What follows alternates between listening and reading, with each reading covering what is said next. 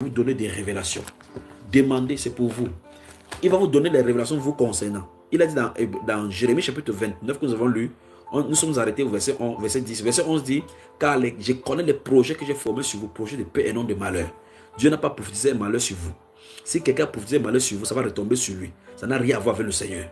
Dieu n'a pas prophétisé, n'a pas mis des malédictions sur toi, parce que quand tu es né en Christ, tu es béni. En Christ, tous ceux qui sont placés en Christ sont bénis. Il a commencé par la bénédiction depuis l'éternité et il a fini quand il a venu accomplir sa course ici sur la terre, en quittant la terre, il a béni ses disciples. Donc, vous n'êtes pas maudit. La malédiction ne fait pas partie de votre être, ne fait pas partie de votre avenir. Réclamez les dons, réclamez votre place, réclamez du Père ce qui vous donne de ce don spirituel. Réclamez que cette don spirituelle se manifeste. Passez du temps dans la prière, invoquez son nom. Demandez qu'il ouvre les yeux de votre cœur, qu'il illumine les yeux de votre cœur pour que vous compreniez les grâces qui s'attachent à l'appel glorieux qu'il a réservé, qu'il a donné au saints.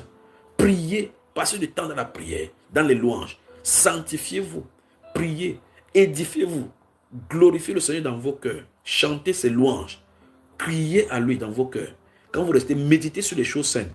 Méditez sur les choses que vous voudrez faire avec le Seigneur. Les visions du cœur vont venir. Vous allez vous rendre compte qu'à un instant, il vous a transporté dans les visions de votre esprit. Quand vous allez dormir, vous serez avec lui.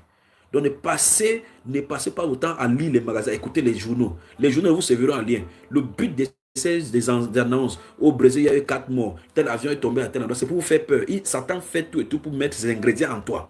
Éloignez-vous de ces choses. Éloignez-vous des réseaux sociaux au maximum. Passez du temps dans la parole.